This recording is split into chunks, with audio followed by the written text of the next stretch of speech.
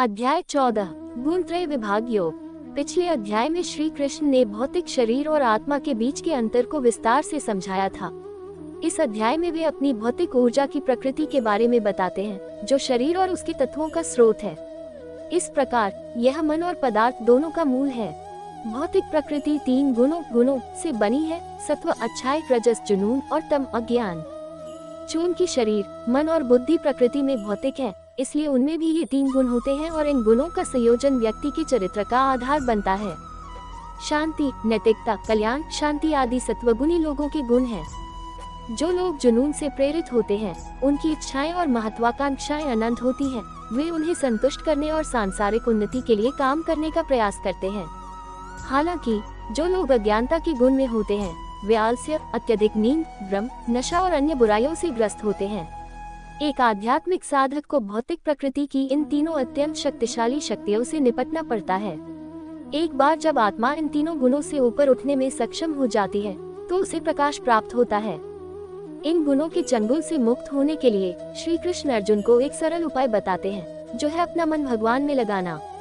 वे कहते हैं, चूंकि परमेश्वर इन तीनों गुणों से अप्रभावित है, इसलिए जो कोई भी अपना मन भगवान में लगाता है, वह भी भौतिक से दिव्य स्तर तक उठ जाता है। ये सुनकर अर्जुन उन प्राणियों के लक्षणों के बारे में पूछता है जो इन तीनों गुणों से ऊपर उठ गए हैं। अर्जुन के प्रश्न का उत्तर देने के लिए श्री कृष्ण ने मुक्त आत्माओं के गुणों के बारे में व्यवस्थित रूप से विस्तार से बताया। उन्होंने बताया कि जब वे भौतिक संसार में गुणों को खेलते हुए देखते हैं, तब भी वे विचलित नहीं होते और संतुलित रहते हैं। वे परिस्थितियों, वस्तुओं और व्यक्तियों में गुणों के प्रभाव को देख सकते हैं। वे समझते हैं कि सब कुछ भगवान की ऊर्जा का प्रकटीकरण है और अंततः सब कुछ उनके नियंत्रण में है। इसलिए वे सांसारिक परिस्थितियों से अप्रभावित रहते हैं। वे प्रतिकूल परिस्थितियों में दुखी या विजय में उल्लासित महसूस नहीं करते हैं और बिना विचलित हुए स्वयं में स्थित रहते हैं।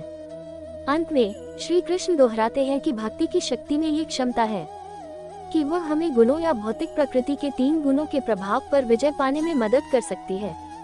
भगवान ने कहा, मैं तुम्हें पुनः उस परम ज्ञान का वर्णन करूंगा जो सब ज्ञानों में श्रेष्ठ है, जिसे जानकर सभी महान महात्माओं ने परम सिद्धि प्राप्त की है। जो लोग इस ज्ञान की शरण लेंगे, वे मेरे साथ एक हो जाएंगे। वे न तो सृष्टि के समय पुनर्जन्म लेंगे और न ही प्रलय के समय नष्ट होंगे। संपूर्ण भौतिक पदार्थ प्रकृति गर्भ है। मैं इसे व्यक्तिगत आत्माओं के साथ गर्भवती करता हूँ और इस प्रकार सभी जीवित प्राणी पैदा होते हैं। हे कुंती के पुत्र, उत्पन्न होने वाली सभी जीवन प्रजातियों के लिए भौतिक प्रकृति गर्भ है और मैं बीज देने वाला पिता हूँ। हे महाबाहु अर्जुन, भौतिक ऊर्जा में 3 गुण होते हैं: सत्व अच्छाई, रजस जुनून और तम अज्ञान। ये गुण शाश्वत आत्मा को नाशवान शरीर से बांधते हैं। इनमें से सत्व गुण, जो कि अन्य गुणों से अधिक शुद्ध है, प्रकाश देने वाला तथा कल्याण से पूर्ण है। हे पापरहित, ये सुख और ज्ञान की भावना में आसक्ति उत्पन्न करके आत्मा को बांधता है। हे अर्जुन, रजोगुण वासना की प्रकृति का है। ये सांसारिक इच्छाओं और स्नेहों से उत्पन्न होता है और सकाम कर्मों से आसक्ति के माध्यम से आत्मा को बांधता है। हे अर्जुन, अज्ञान से उत्पन्न तमोगुण ही देहधारी जीवों के लिए मोह का कारण है। ये प्रमाद, आलस्य और निद्रा के द्वारा सभी जीवों को मोह में डाल देता है। सत्व मनुष्य को भौतिक सुखों से बांधता है, रजस आत्मा को कर्मों की ओर प्रवृत्त करता है और तमस बुद्धि को धुंधला कर देता है तथा मनुष्य को मोह में बांध देता है। हे भारतवंशी, कभी कभी सत्व रजोगुण और अज्ञान तमस पर हावी हो जाता है। कभी कभी रजोगुण सत्व और अज्ञान तमस पर हावी हो जाता है और कभी कभी अज्ञान तमस सत्व और रजोगुण पर हावी हो जाता है। जब शरीर के सभी द्वार ज्ञान से प्रकाशित हो जाते हैं, तब उसे सतोगुण की अभिव्यक्ति समझो। हे अर्जुन, जब रजोगुण प्रबल होता है, तब लोग सांसारिक लाभ के लिए प्रयास, बेचैनी और तृष्णा के लक्षण विकसित होते हैं।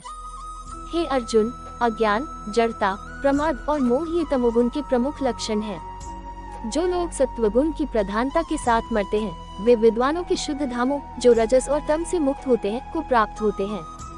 जो लोग रजोगुण की प्रधानता के साथ मरते हैं, वे काम से प्रेरित लोगों के बीच जन्म लेते हैं, जबकि जो तमोगुण में मरते हैं, वे पशु योनि में जन्म लेते हैं। ऐसा कहा जाता है कि सतोगुणी कर्मों का फल शुद्ध फल देता है। रजोगुणी कर्म दुख देते हैं, जबकि तमोगुणी कर्म अंधकार देते हैं। सतोगुण से ज्ञान उत्पन्न होता है रजोगुण से लोभ उत्पन्न होता है तथा तमोगुण से प्रमाद और मोह उत्पन्न होते हैं। सतोगुणी पुरुष ऊपर की ओर उठते हैं, रजोगुणी पुरुष मध्य में रहते हैं तथा तमोगुणी पुरुष नीचे की ओर जाते हैं। जब बुद्धिमान पुरुष ये देखते हैं कि समस्त कर्मों में तीनों गुणों के अतिरिक्त कोई अन्य कर्ता नहीं है तथा वे मुझे इन गुणों से परे जानते हैं, तो वे मेरे दिव्य स्वरूप को प्राप्त होते हैं। शरीर से संबंधित प्रकृति के तीनों गुणों को पार करके मनुष्य जन्म, मृत्यु, बुढ़ापे और दुख से मुक्त हो जाता है तथा अमरता प्राप्त करता है। भगवान ने कहा, हे अर्जुन, जो व्यक्ति तीनों गुणों से परे है, वे न तो प्रकाश जो सत्व से उत्पन्न होता है से घृणा करते हैं, न ही कर्म जो रजोगुण से उत्पन्न होता है से, और न ही मोह जो तमगुण से उत्पन्न होता है से, जब ये प्रचुर मात्रा में विद्यमान होते हैं, और न ही इनके अभाव में इनकी लालसा करते हैं। वे प्रकृति के गुणों के प्रति उदासीन रहते हैं और उनसे विचलित नहीं होते। वे जानते हैं कि केवल गुण ही कार्य करते हैं। वे बिना विचलित हुए स्वयं में स्थित रहते हैं। जो सुख और दुख में समान रहते हैं, जो आत्मा में स्थित रहते हैं, जो ढेले, पत्थर और सोने के टुकड़े को समान समझते हैं, जो सुख और दुख में एक समान रहते हैं, जो बुद्धिमान हैं, जो निंदा और प्रशंसा दोनों को समभाव से स्वीकार करते हैं, जो मान और अपमान में एक समान रहते हैं, जो मित्र और शत्रु दोनों के साथ एक जैसा व्यवहार करते हैं, तथा जिन्होंने सभी प्रकार के उपक्रमों का त्याग कर दिया है, वे तीनों गुणों से ऊपर उठ गए हैं। जो लोग अनन्य भक्ति से मेरी सेवा करते हैं, वे प्रकृति के तीनों गुणों से ऊपर उठकर ब्रह्म के स्तर पर पहुंच जाते हैं। मैं निराकार ब्रह्म, अमर और अविनाशी, सनातन धर्म और अनंत दिव्य आनंद का आधार हूँ। अगर आपको मेरी यह कहानी अच्छी लगी हो तो प्लीज मेरे चैनल को सब्सक्राइब कर देना, लाइक कर देना, शेयर कर देना और बेल आइकन को प्रेस कर देना। धन्यवाद।